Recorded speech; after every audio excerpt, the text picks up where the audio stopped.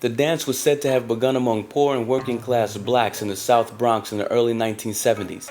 B-boying's foundation was the result of a potent combination of 60s and 70s soul, funk, and rock mixed dance styling inspired by James Brown. With the growing fame of DJs Kool Herc and Grandmaster Flash and the incorporation of Jamaican dancehall standards, the foundation to hip-hop culture formed. New York adolescents began going off. By the mid to late 1970s, adolescents and teenagers of various backgrounds shifted the dance to the floor where acrobatic moves increasingly became the norm.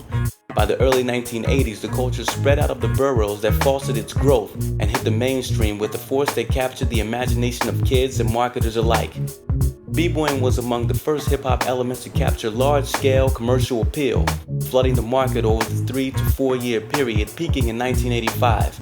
Breakdancing, as it was known in the media, became a catch-all for street dance of the 70s and 80s, including West Coast genres of locking and popping, considered a flash-in-the-pan fad. Breakdancing became the source of a great deal of criticism from health officials who warned parents against the dangers of untrained kids attempting certain moves. Various city councils, beginning in San Bernardino, passed ordinances against public breakdancing circles, and kids were ticketed, fined, and even arrested for disturbing the peace, loitering, disrupting the flow of traffic, fighting, and gang activity. Since the initial explosion of b-boying, it is now a worldwide phenomenon.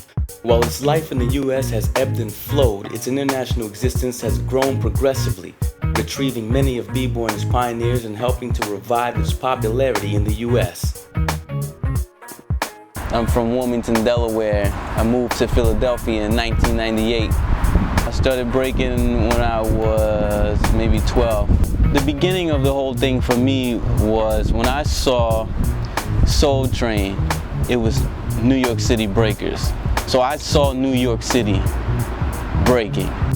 When I started in '82, nobody was really doing it on my block. You know, people thought I was weird, and you know, I would throw down to any kind of music. But the beautiful thing was when the movie Flashdance came out, which aired some New York b-boys, Rocksteady crew, the whole world got to see what breaking was about, and including Puerto Rico.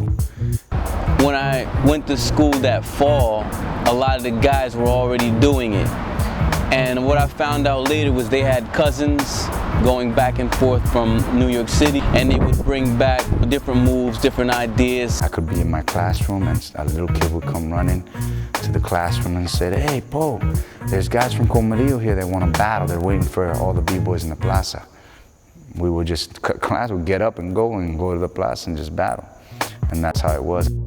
I really started to focus on doing it more and all the time, and every moment I got and every chance I got to explore what it was like. I started practicing more.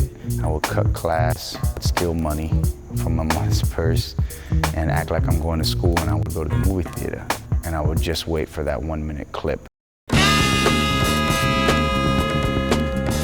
It's a groove, it's a rhythm, it's a feeling, it's an understanding, it's an approach. So many other art forms around the world have similar movements. What people need to understand is our movements is done with a certain approach, and that approach makes our dance what it is.